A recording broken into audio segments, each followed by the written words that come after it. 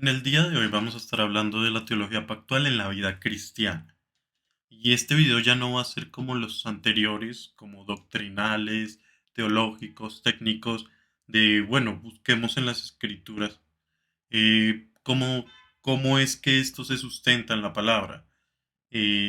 No, este video, por eso lo dejé de últimas, al final de esta serie de videos acerca de la teología pactual, que es muy amplio el tema y que realmente solo tocamos esos puntos fundamentales de una manera muy superficial. Pues realmente dejé la vida cristiana como último video para que entendamos cómo se aplica todo lo que vimos en la vida de nosotros con el Señor.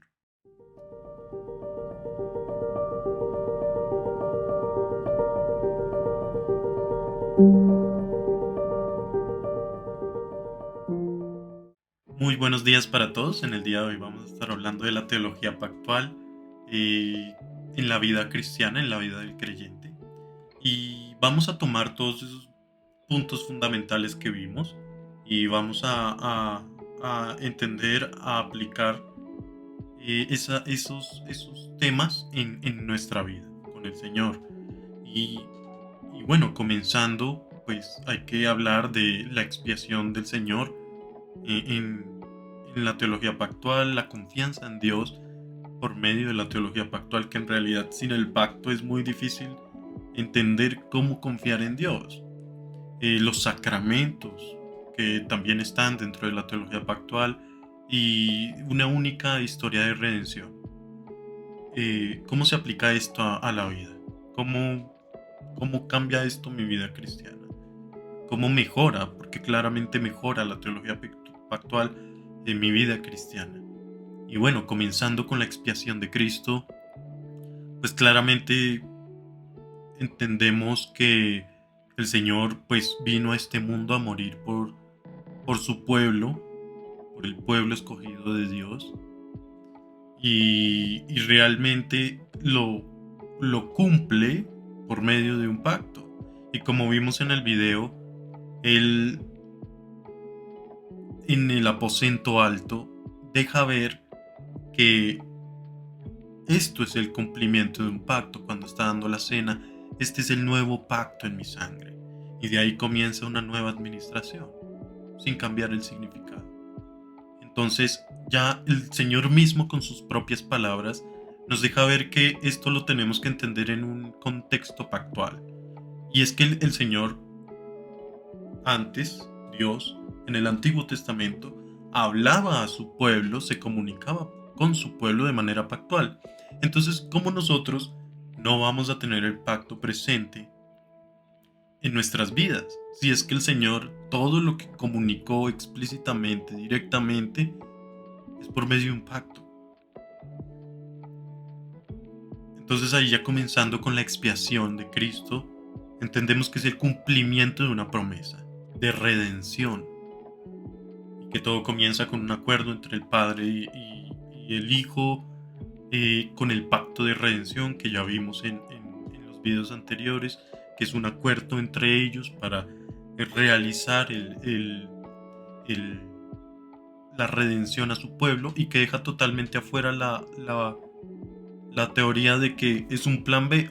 Adán y Eva pecaron, entonces tocó hacer otra fórmula para que la humanidad se salve. No, esto siempre ha estado dentro del plan de Dios. Y obviamente esto trae muchas preguntas, porque el Señor permitió que Adán y Eva pecaran entonces, porque, porque si el Señor no crea el mal, pero todo lo que existe es creado por el Señor, como eso no choca. Y eso son temas complicados que durante la historia de la iglesia se han dado respuestas, pero que en realidad todas son suposiciones nuestras y que la única respuesta la tiene el Señor, Deuteronomio 29:29. Pero obviamente sí tiene un propósito, que el Señor haya permitido el pecado, y bueno, lo podemos estar viendo en otro video, pero realmente, volviendo al tema del pacto, el Señor se ve glorificado con la redención. Y pasando al siguiente punto, que es la confianza en Dios, pues entendemos que no se puede tener confianza en Dios si no es por un pacto. Leímos Génesis 15 en el video de la confianza en Dios y vimos que realmente cuando Abraham tuvo dudas, o sea, Abraham creyó, pero luego tuvo dudas, no fue al contrario. Tuvo dudas y luego creyó, no. O sea, el apóstol Pablo utiliza precisamente ese texto para hablar de la justificación por la fe sola. Y es que no fueron las obras de Abraham lo que lo justificaron, sino fue su fe. Y creyó Abraham y fue contado por justicia. Y es el apóstol Pablo que utiliza ese texto para explicarnos cómo es que funciona esa vida cristiana, esa confianza en Dios. Y entonces, cuando vemos que Abraham tiene dudas, después de haber creído, pues el Señor no lo condena, no lo maldice, no lo regaña, sino que ¿qué hace? Establece un pacto. Lo manda a cortar animales, luego Abraham se queda dormido y ve como una antorcha con fuego, humeando, pasa por el medio de los animales, pero no pasa Abraham. Entonces el Señor le dice que Él es el que cumple el pacto. Entonces, realmente no puede ser más explícito el tema de la confianza en Dios. Así que cuando nuestra fe esté débil, porque como creyentes obviamente tenemos recaídas, eso se llama la doctrina de la reincidencia, que es cómo es que si el Señor me cambió, me regeneró, yo sigo pecando. Y eso es un tema muy amplio del señorío de la salvación, de cómo no es tan bueno pensar en, en el señorío de la salvación, y parece ilógico lo que estoy diciendo. Pero hay muchos creyentes que dicen, bueno, si el Señor me regeneró, gobierna mi vida, gobierna mi alma, gobierna mi espíritu, pero sigo pecando. Entonces eso significa que no gobierna del todo mi vida. Y mucha gente cae en la duda o incluso se aparta del Señor porque cree que no es realmente regenerado, porque sigue teniendo un deseo hacia el pecado. Y realmente no, en las escrituras por ningún lado se ve eso. O sea, hay muchos ejemplos de siervos del Señor que tuvieron problemas con su pecado, tuvieron problemas con la debilidad de su fe. Es que el Señor lo que mira en el corazón de nosotros, lo que mira de nosotros, no es la fuerza de nuestra fe, sino el objetivo de nuestra fe. Porque es que la fuerza de nuestra fe puede variar. Algunas veces podemos estar muy fortalecidos en el Señor, combatiendo en ese proceso de santificación muy bien contra el pecado, y en otras situaciones podemos flaquear, podemos realmente, como el mismo nombre de la doctrina que estoy diciendo se llama, reincidir en el pecado. David conocía del Señor y pecó en adulterio con Betsabé, y el Señor lo reprendió, lo disciplinó, pero David nunca dejó de decir, ya no soy del Señor, ya no soy de Cristo, ya no soy de Dios, sino que realmente David, cuando le pidió al Señor, después de todo ese proceso de debilidad en su fe, él le pidió no que le devolviera la salvación, sino que le devolviera el gozo de la salvación. O sea, que le devolviera esa seguridad. ¿Se puede tener dudas como creyentes de la salvación? Sí, se puede. No por mucho tiempo, pero sí se puede. Pero nunca, jamás, esa duda se puede convertir en apartarse del Señor. Un ejemplo muy conocido es el de Job. Job pasó muchas dificultades, muchas pruebas que el Señor permitió sobre él. Y Job nunca se apartó del Señor, por más de que muchas veces se quejara incluso de lo que el Señor estaba permitiendo en su vida. Lo hacía con el Señor, o sea, esa relación nunca se rompió.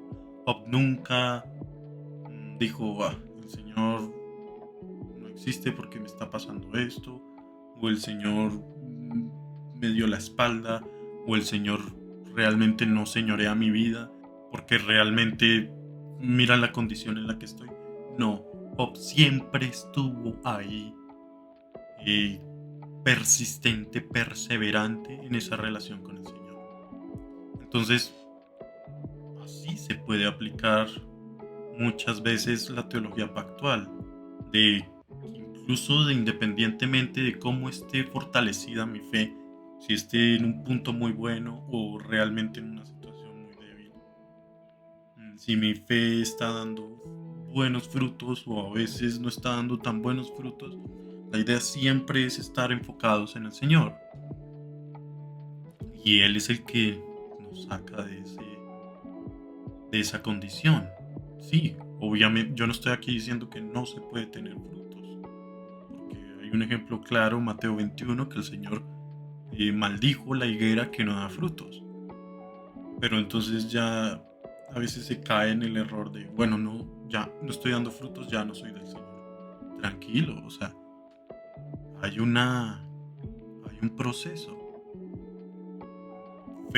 La fe flaquea, o sea, es muy obvio. Pedro negó al Señor. Pedro caminó en el agua y ¿qué pasó? Se hundió. ¿Por qué? Porque tuvo dudas, porque su fe flaqueó. Pero el Señor lo levantó de eso.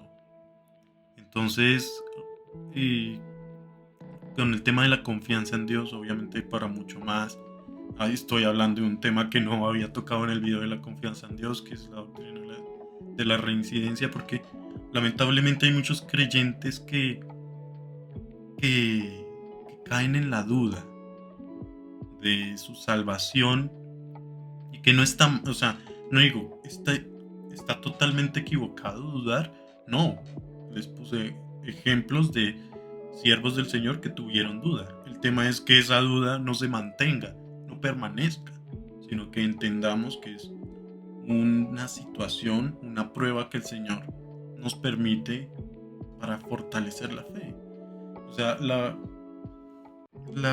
Confesión de Fe de Westminster, eh, cuando habla de la salvación, de cómo un creyente se puede sentir salvo, no habla de, bueno, un conocimiento mental o un sentimiento en el corazón de, sí, reconozco el señorío del Señor, reconozco que el Señor gobierna todo. No.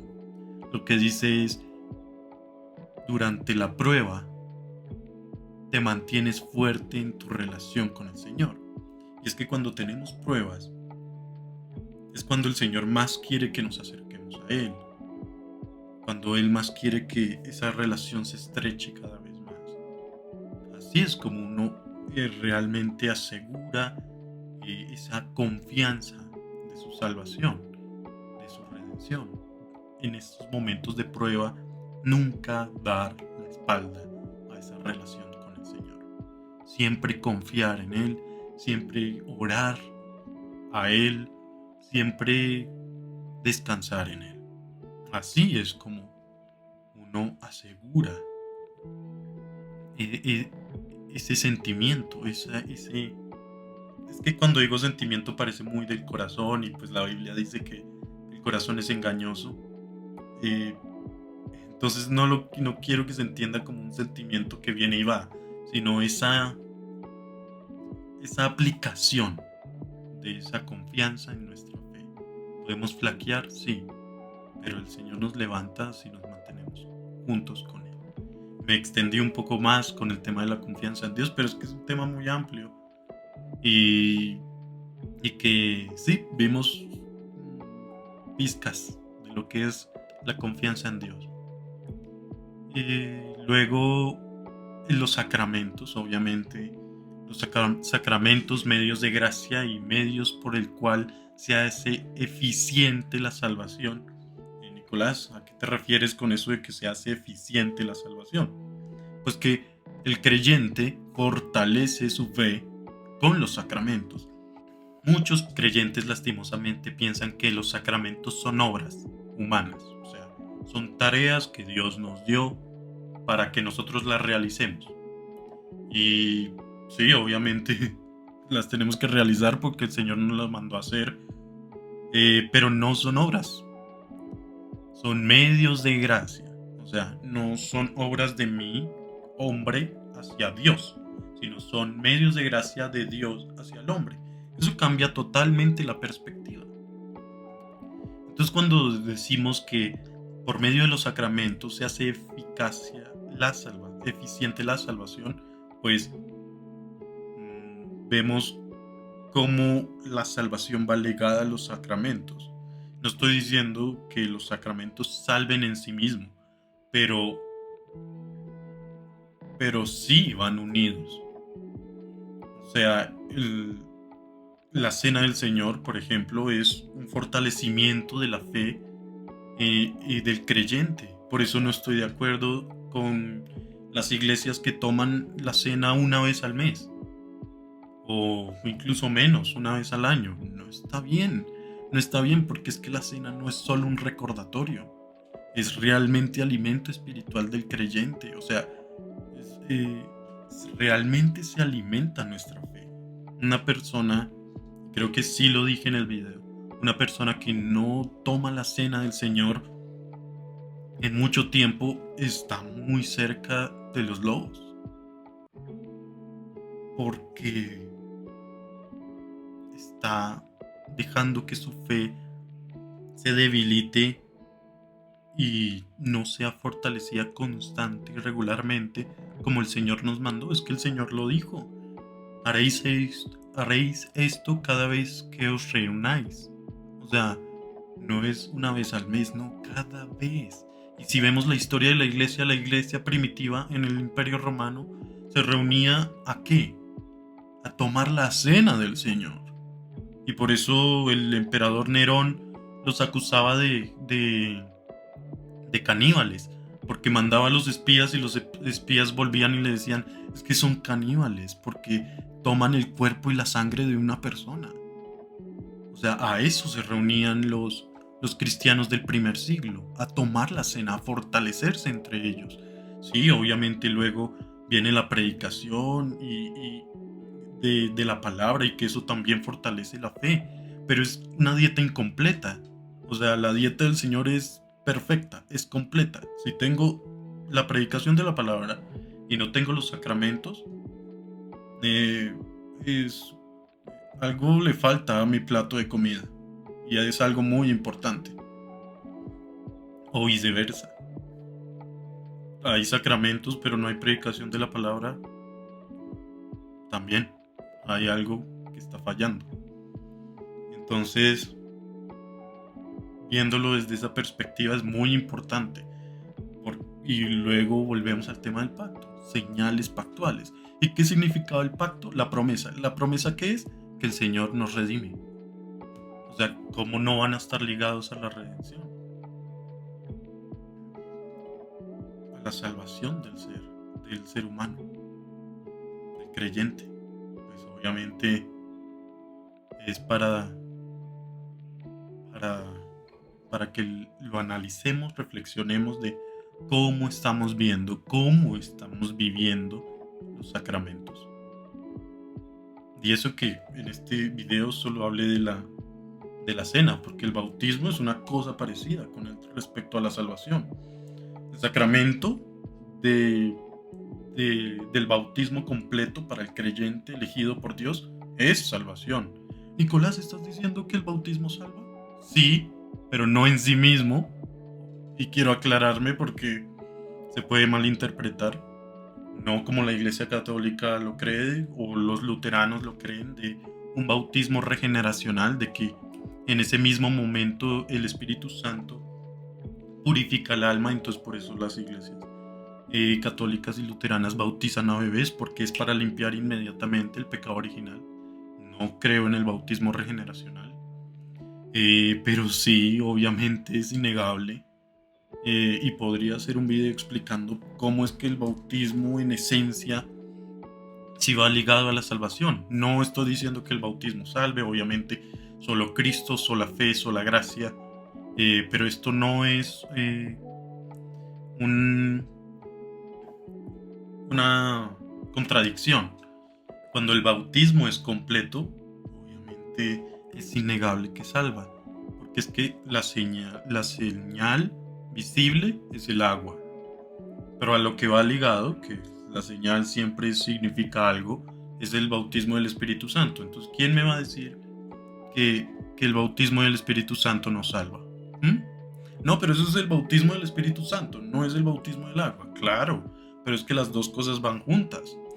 Lo que aclaro, y esto lo decía Juan Calvino, era que el bautismo del Espíritu Santo puede pasar antes, durante, después de la administración del bautismo del agua, pero no se pueden separar, porque es que la Biblia en Efesios nos dice un solo Señor, una sola fe, un solo Señor, un solo bautismo. Entonces no podemos decir hay dos bautismos, es uno solo, que tiene dos naturalezas, muy parecido a la cristología. Un solo Señor con dos naturalezas, humana y divina. No se confunden, pero tampoco se separan. Igual el bautismo. Está la señal visible, el agua, y lo que significa la señal, que es el bautismo del Espíritu Santo. ¿Ese bautismo del Espíritu pasa ahí mismo con el agua? No, no sabemos. Antes, durante, después, como decía Juan Calvino, pero es que no se pueden separar. Pero entonces si me bautizo soy salvo de una vez? No. Tienes que, o sea, es el principio de una vida del creyente. Tienes que aprender a fortalecer en el Espíritu Santo esa regeneración. O sea que si un bebé se bautiza es salvo, no, tampoco. Tiene que fortalecer esa fe. O sea, no es contradictorio. Obviamente esto es un tema de controversia porque el bautismo salva, no, no salva en sí mismo, pero al ser sacramento medio de gracia y por el cual el Señor hace eficacia la salvación, hace eficiente la salvación, como lo dice la confesión, pues es obvio que con los elementos correctos uno fortalece su salvación con los sacramentos. Pero es un tema a tratar, es un tema a hablar. Y bueno, como último, la historia de la redención, un vídeo en el que más hablé de el dispensacionalismo, de cómo se parte la Biblia a veces, y como, no, eso es del Antiguo Testamento, eso ya no. Eso es de el tiempo de la ley, ahora estamos en el tiempo de la gracia. Espérate, porque es que la ley sigue vigente, o sea, sí, pero Nico, Hebreos dice que la ley fue abrogada. Sí, ¿cuál ley? ¿La ceremonial? Sí, porque fue cumplida por Cristo como último sacrificio perfecto, como el único y último sacrificio perfecto, y como el último sumo sacerdote de otra orden distinta, que es de la de Melquisedec, no de la orden de Aarón, levítica. O sea, obviamente cambió eso, pero porque fue cumplido en Cristo. Y la ley moral, creo que nadie puede decir que fue abrogada, y la ley civil obviamente fue dada al pueblo de Israel y que en parte se sigue aplicando en el día de hoy, pero ese es otro tema.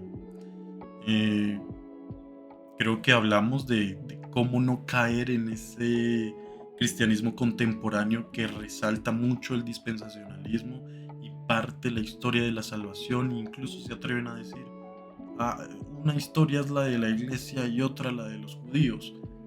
No, somos los mismos, somos los mismos.